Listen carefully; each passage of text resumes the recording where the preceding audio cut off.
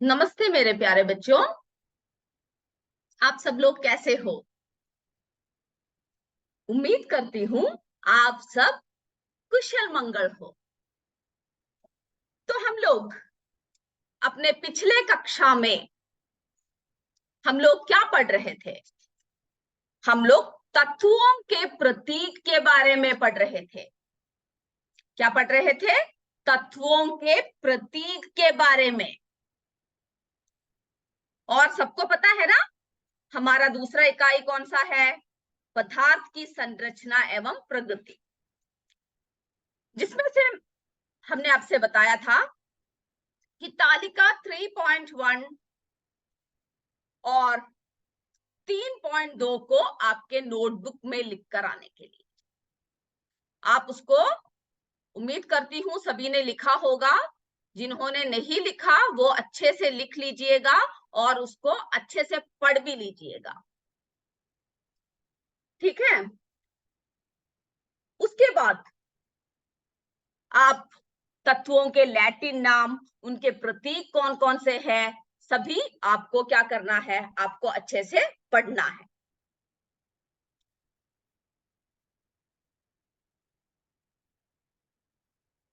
हम 12 तारीख को यानी ट्यूसडे को 10:30 से 12 तारीख 12 सितंबर को 10:30 से 11:30 तक यानी 1 घंटे के समय में आपका एक एग्जाम लेंगे, एक कॉम्पिटेटिव एग्जाम। यानी आपने जो अब तक पढ़ रखा है वो सभी बातों की जानकारी आपको होना चाहिए। जो आपने किताबों में पढ़ा है, जो आपने मेरा मेरा भारत महान में जो जो हमने आपको बातें बताई है, वो सब हर चीज आपको याद होना चाहिए, है ना? और हम देखते हैं उस एग्जाम में सबसे ज्यादा मार्क कौन लेगा। हम आखिर में एक और बार आपको इसके बारे में बताएंगे। अभी हम क्या करते हैं, आगे की तरफ बढ़ते हैं। बच्चों, हम प्रतीक का महत्व के बारे में आज बात करेंगे। पिछली कक्षा में हमने तत्वों के प्रतीक के बारे में पढ़ा, है ना? कि एक एक तत्व का एक एक प्रतीक होता है। उसके बारे में हमने पिछले कक्षा में विस्तार से चर्चा किया। अब देखिए प्रतीक का क्या महत्व है। किसी तत्व का संकेत निम्नलिखित सूचनाओं को व्यक्त करता है। किसी तत्व का संकेत क्या क्या सूचनाओं को व्यक्त करता है? पहला क्या व्यक्त करता है? तत्व का नाम। तत्व का नाम कि कौन सा तत्व है। दूसरा क्या व्यक्त करता है? तत्व का एक परमाणु। दूसरा क्या व्यक्त करता है? तत्व का परमाणु।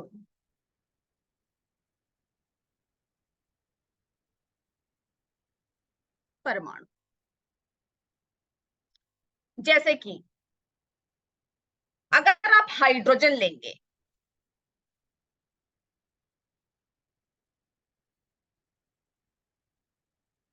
हाइड्रोजन,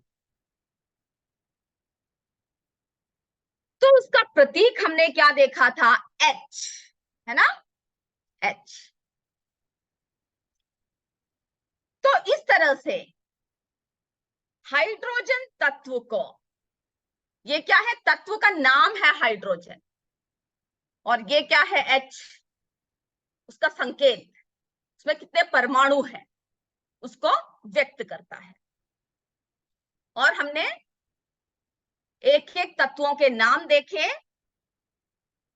उनका प्रतीक भी हमने देखा। वो सब आप अच्छे से याद रखोगे। और लैटिन नाम भी, कि कौन कौन से लैटिन नामों से वे तत्व जाने जाते हैं। जो आपके किताब में दे रखा है वो सब आपको तालिका अपने नोटबुक में लिख के उसे याद भी रखना है। अब बात करते हैं। तो हमने प्रतीक का महत्व देख लिया ना, कि तत्व का नाम होता है उसमें और तत्व का एक परमाणु उसमें दिया होता है। अब हम देखते हैं रासायनिक सूत्र क्या है। अब हम क्या देखेंगे, रासायनिक सूत्र क्या है। ये सिर्फ आप अभी समझ लीजिए, ये आपके किताब में सब दे रखा है, आप इसको जाकर पढ़कर आप लिख सकते हो, जरूरी नहीं है कि अभी आप लिखो। ठीक है, तो हम आगे बढ़ते हैं, रासायनिक सूत्र क्या है ये देखते हैं।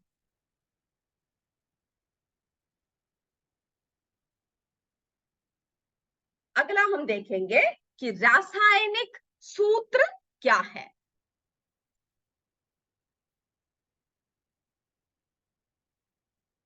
रासायनिक सूत्र,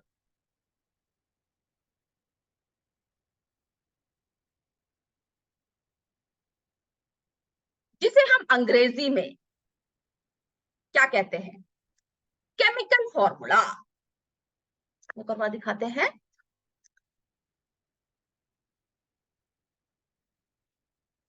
आप ये पॉइंट चाहे तो लिख सकते हो, रासायनिक सूत्र।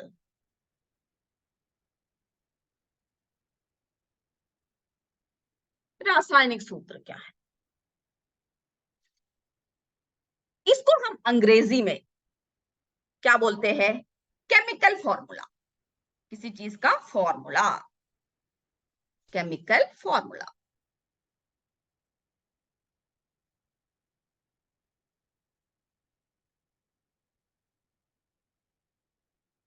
क्या बोलते हैं, केमिकल फॉर्मूला, रासायनिक सूत्र, जिसे हम क्या बोलते हैं, केमिकल फॉर्मूला। अब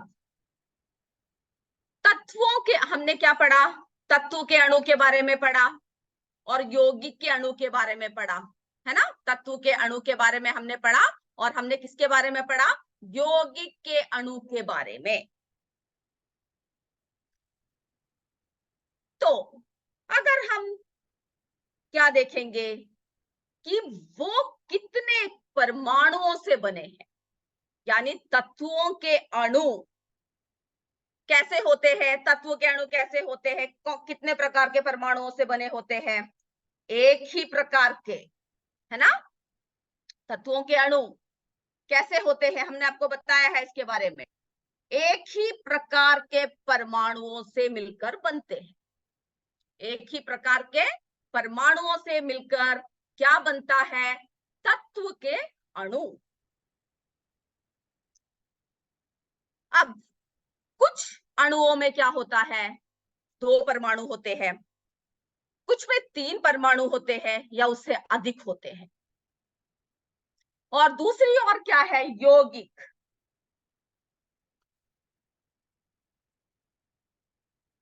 यौगिक के अणु विभिन्न तत्वों के परमाणुओं से मिलकर बना होता है। तत्वों के अणु क्या है, एक ही प्रकार के परमाणुओं से, और यौगिक के अणु क्या है, विभिन्न प्रकार के परमाणुओं से मिलकर बना होता है। अब इन दोनों को हमें क्या है, हमें एक एक फॉर्मूला यानी रासायनिक सूत्र में हम लोग इसको लिखते हैं,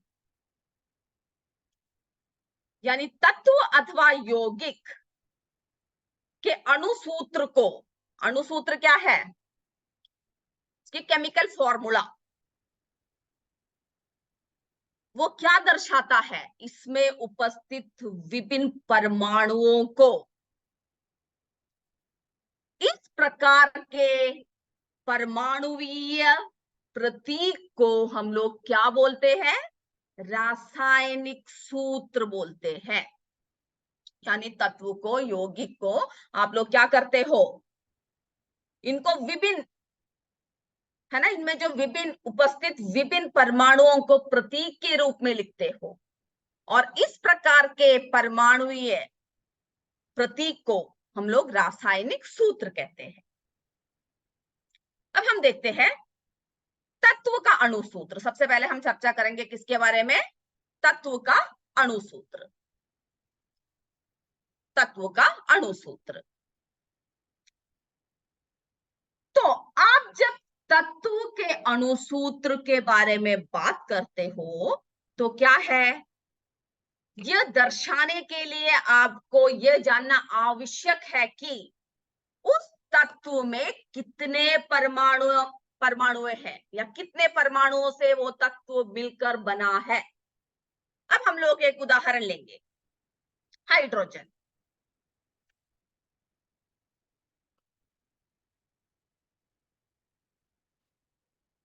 ये सब आपको पता है, अब जरा सुन लीजिए।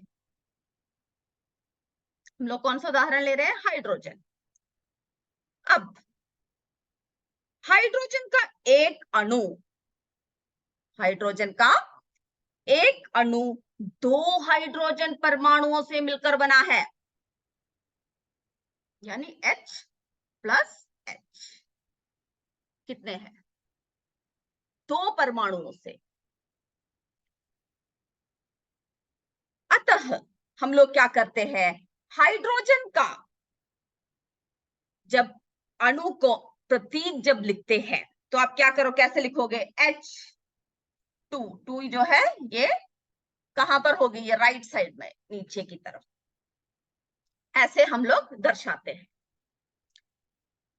अब हम थोड़े से और उदाहरण आपको दिखाते हैं, थोड़े से और उदाहरण क्या करेंगे, आपको हम दिखाएंगे। तो आपको पता चला ना किस तरह से हम लोग रासायनिक सूत्र लिखते हैं। अब देखिए, तत्व का अणु सूत्र, तत्व का अणु सूत्र जब हम ये लिखेंगे, क्या बोलेंगे इसको अंग्रेजी में? अणु सूत्र, है ना, यानी molecular formulas of elements. Molecular formula यानी हम उसके फॉर्मूला देख रहे हैं। हम क्या देख रहे हैं? उसके अणु सूत्र देख रहे हैं, यानी तत्व, तत्व को एलिमेंट्स बोलते हैं। तत्व को क्या बोलते हैं? एलिमेंट्स। आप ये ध्यान से सुन लीजिए, अभी लिखने मत रुकिएगा, क्योंकि आप ये सब आपके किताब में दिया हुआ, अभी आप समझ लीजिए और उसके बाद घर में जाकर जब मैं बोलूंगी तो आप लिखोगे। ठीक है, जो जो पढ़ा है वो तब आप लिखना काफी है। अभी आप सुनिए, तत्व का अणु सूत्र, तत्व के अणु को दर्शाने वाले उसके परमाणुवीय प्रतीक के समूह को, यानी उसके जो परमाणु है, ये देखिए जैसे हाइड्रोजन H प्लस H, 2 परमाणु, तो किसी भी तत्व के अणु को दर्शाने वाले उसके परमाणुवीय प्रतीक के समूह को तत्वों का अणु सूत्र या संक्षेप में हम लोग सूत्र बोलते हैं। उसे क्या कहते हैं? तत्व का अणु सूत्र या सूत्र कहते हैं, है ना। तो आप सिर्फ ये समझ लीजिए और ये घर में जाकर आपके किताब में पेज नंबर 21 में दे रखा है, वो आप घर में जाकर इसको आप लिखोगे, पढ़कर लिखोगे, याद करके लिखोगे। तो तत्व का अणु सूत्र क्या है? किसी तत्व के अणु को दर्शाने वाले, किसी तत्व के अणु को दर्शाने वाले उसके परमाणुवीय प्रतीक के समूह को तत्वों का अणु सूत्र या संक्षेप में हम लोग क्या बोलते हैं? सूत्र बोलते हैं। अब उदाहरण दिखाते हैं। ये देखिए, एक अणु में 2 परमाणु कौन कौन से हैं, जरा पहले हम देख लेते हैं। ये देखिए हाइड्रोजन, हाइड्रोजन इसमें कितने परमाणु हैं? 2, H प्लस H। तो क्या हो गया? H2। क्या हो गया? H2। जब आप H2 लिखते हो तो कैसे, 2 कैसे लिखोगे? इसके नीचे राइट साइड की तरफ छोटा करके लिखोगे, नीचे की तरफ। तो अभी हम किसके बारे में बात कर रहे हैं? तत्व के अणु सूत्र। तो उसमें हमने देखा कि क्या होता है, एक ही तरह के परमाणुओं से मिलके बना होता है। तो हाइड्रोजन H2, ऑक्सीजन उसी तरह देखिए O प्लस O, क्या हो गया? O2। तो ये क्या है? इसका रासायनिक सूत्र है। नाइट्रोजन, नाइट्रोजन N2, कैसे लिखेंगे इसको? नाइट्रोजन N2, यानी कितने परमाणु है? 2, N+N, N2।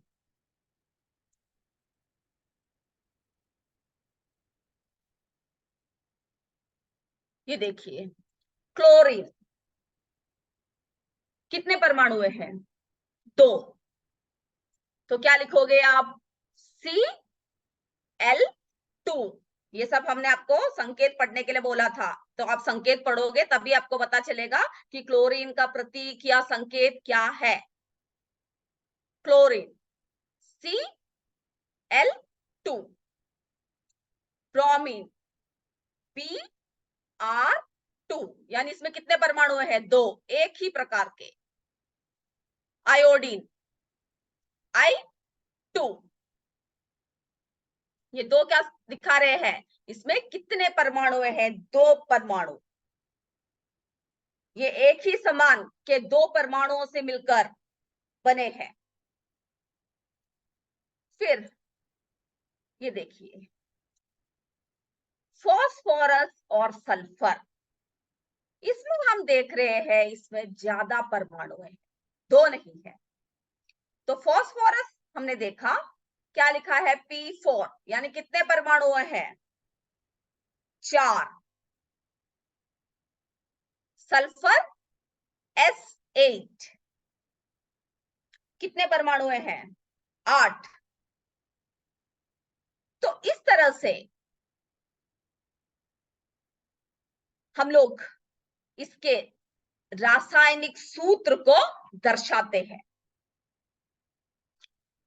इस तरह से हम लोग क्या करेंगे? किसी के रासायनिक सूत्र को, तो आप आज घर में जाकर आप ये सब लिखोगे, तत्व के अणु, एक अणु में कितने परमाणु हैं और इसको किस तरह से ऐसा लिखा जाता है, ये सब आपके किताब में पेज नंबर 21 में दे रखा है।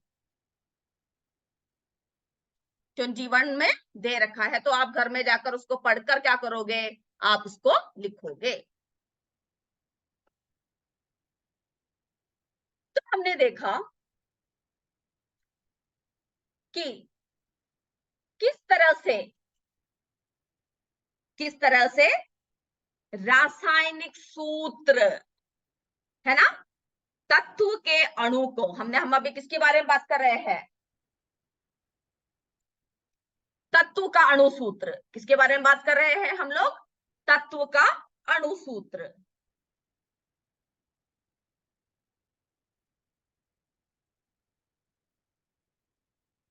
इसमें हमने क्या देखा?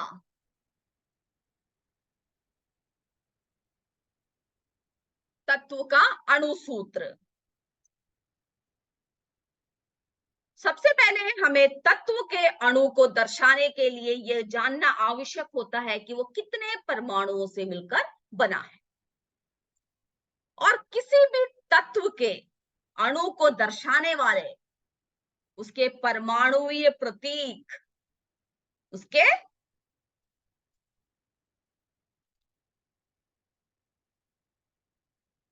परमाणुवीय प्रतीक को हम लोग क्या बोलते हैं?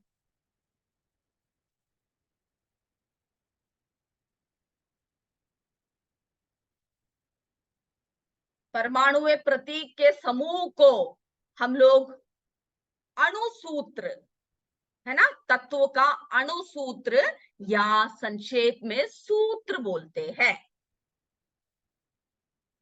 फिर हमने देखा oxygen, nitrogen, chlorine, bromine, iodine आदि ऐसे तत्व हैं जिनके एक अणु में 2 परमाणु होते हैं, है ना, जिनके एक अणु में कितने परमाणु देखे हमने?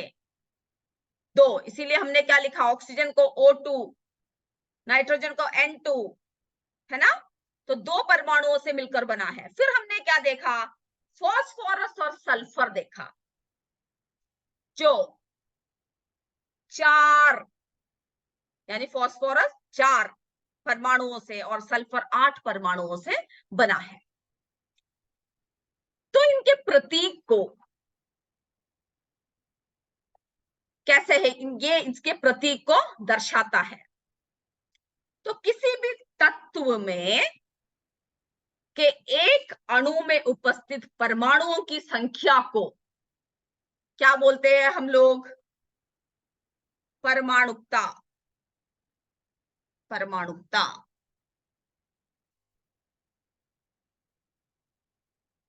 परमाणुकता कहते हैं। और हमने ये भी देखा कि जब हम लोग तत्व का अणुसूत्र लिखते हैं तो कैसे लिखते हैं? जैसे O2, उसके दाईं ओर नीचे की तरफ दर्शाते हैं। जैसे कि ऑक्सीजन हमने कैसे दिखाया? O2। नाइट्रोजन हमने कैसे दिखाया? N2। दाईं ओर नीचे की तरफ। तो ये सबकी परमाणुकता क्या है? 2 है ना? 2, 2, 2 परमाणुओं से मिलकर बना है। तो ये क्या देखा हमने? तत्व का अणुसूत्र।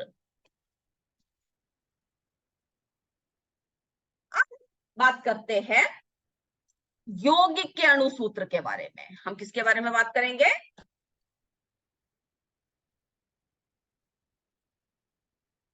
यौगिक के अणुसूत्र।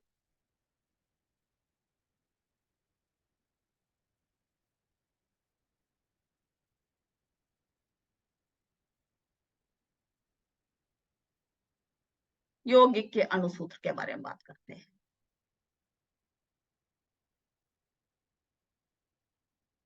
हम लोग किसके बारे में बात कर रहे हैं? यौगिक के अणुसूत्र के बारे में। तो हमें पता है जब हम यौगिक के बारे में बात करते हैं कि यह 2 या 2 से अधिक तत्वों से मिलकर यौगिक बनता है ना? ये सब हम चर्चा कर चुके हैं। आप यौगिक और तत्वों को एक और बार पढ़कर आओगे। तो 2 या 2 से अधिक तत्व मिलकर क्या बनता है? यौगिक बनता है।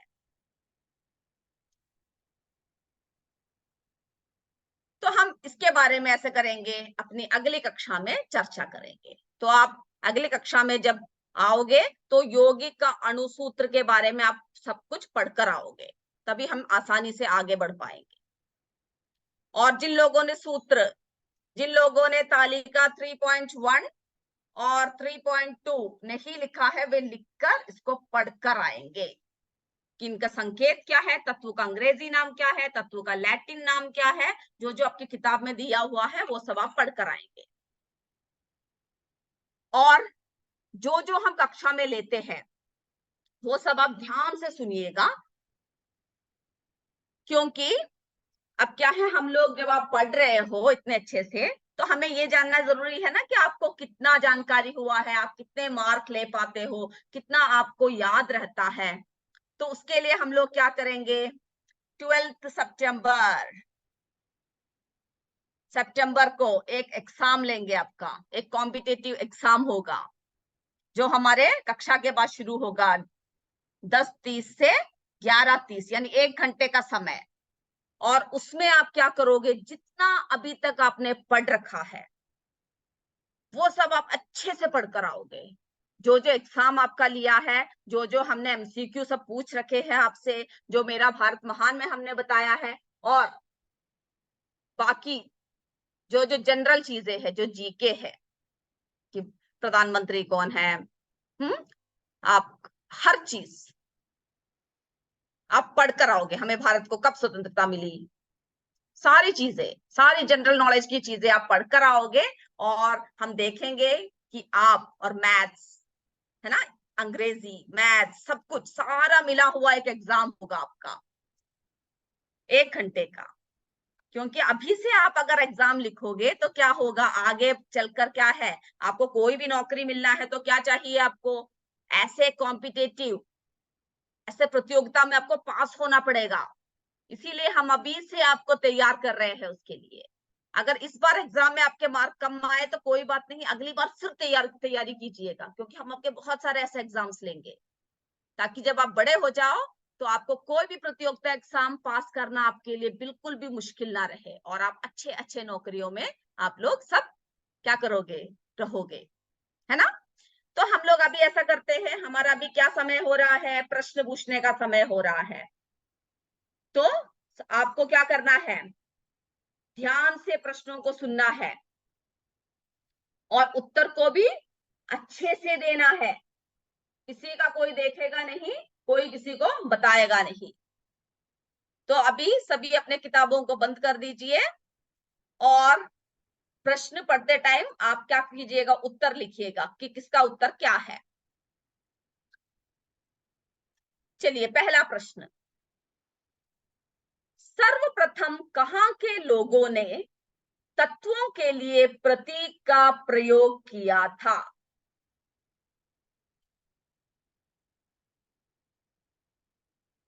ए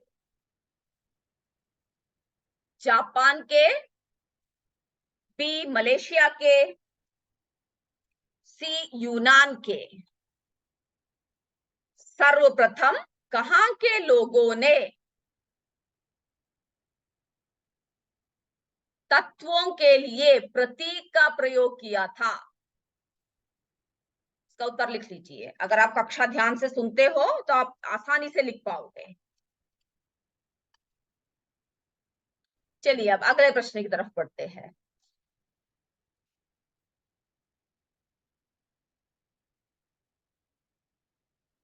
किन्होंने सभी तत्वों के संकेत को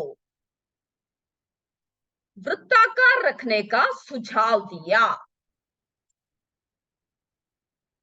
वृत्ताकार रखने का सुझाव दिया। A John Dalton, B John Varghese, C John lock.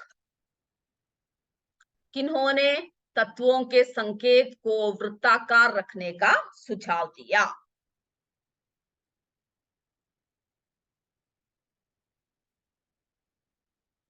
चलिए अगला देखते हैं।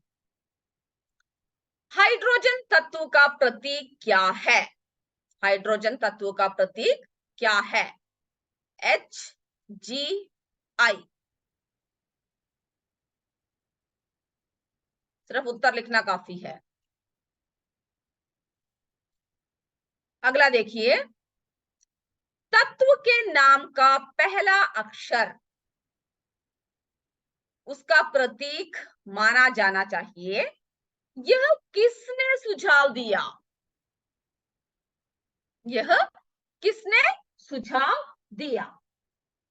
ए sir Isaac Newton, B J J Berzelius, C इसमें से कोई भी नहीं।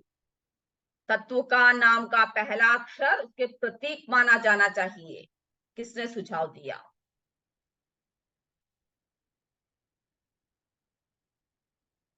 सोडियम का लैटिन नाम क्या है? सिट्रम, नाट्रियम, आरम।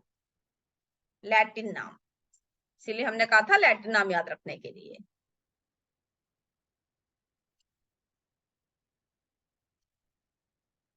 अगला, कॉपर का प्रतीक क्या है?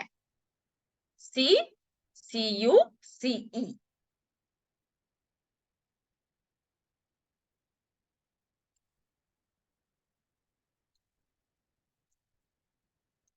अगला देखिए, ऑक्सीजन का एक अणु कितने परमाणुओं से मिलकर बना है? ए 2, बी 3, सी 4। कितने परमाणुओं से?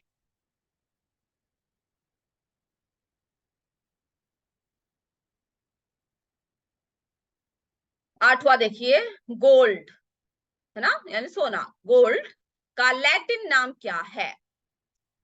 कैलियम, आरम, फेरम। गोल्ड का लैटिन नाम।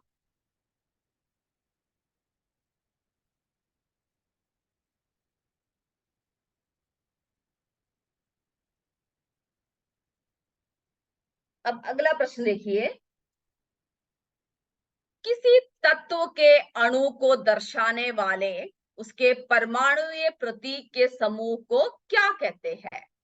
किसी तत्व के अणु को दर्शाने वाले उसके परमाणुीय प्रतीक के समूह को क्या कहते हैं? ए तत्व का अणु, बी तत्व का अणु सूत्र, सी इसमें से कोई भी नहीं।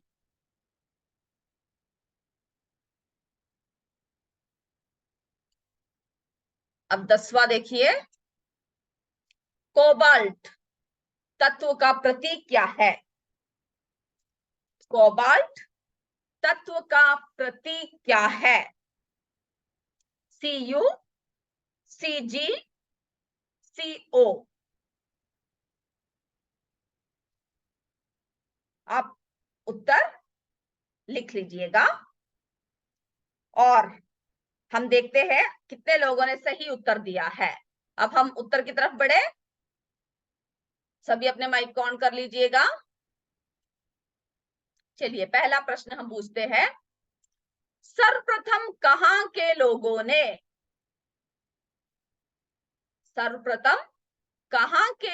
ने तत्व के लिए प्रतीक का प्रयोग किया था? उत्तर दीजिए। यूनान के, बिल्कुल सही जवाब दिया। कहां के लोगों ने किया था? यूनान के, बिल्कुल सही जवाब दिया। इसी तरह आप हर चीज को याद रखिएगा। किन्होंने सभी तत्वों के संकेत को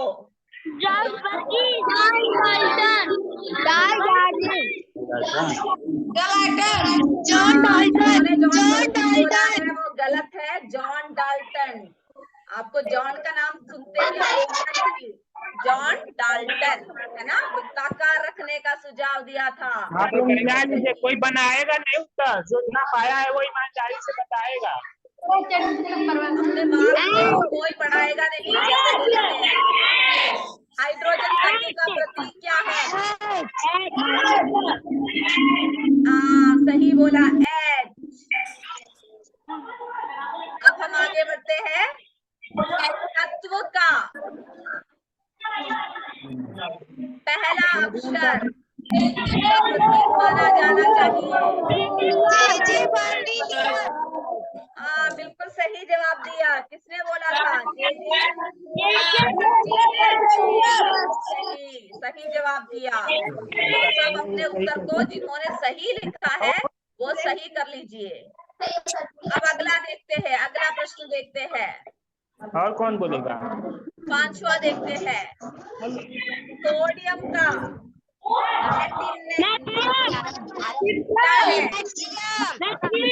बिल्कुल सही, नेट्रियम।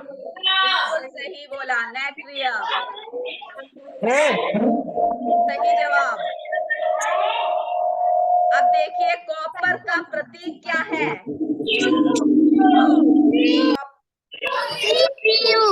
हाँ सही जवाब दिया, Cu।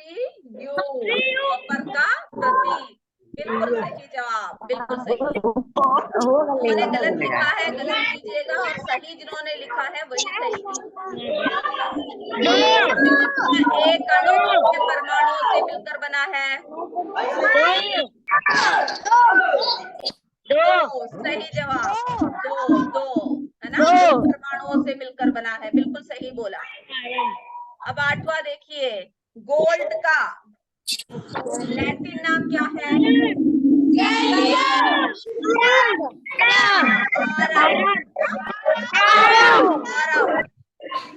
सही जवाब। अब हम लोग 9वां प्रश्न देखते हैं। 9वां प्रश्न देखते हैं, किसी तत्व के अणु को दर्शाने वाले तत्व का अणु सूत्र। बिल्कुल सही, परमाणु प्रतीक को क्या बोलते हैं? तत्व का अणु सूत्र। सही जवाब दिया, तत्व का अणु सूत्र। अगला देखिए, कोबाल्ट तत्व का प्रतीक क्या है?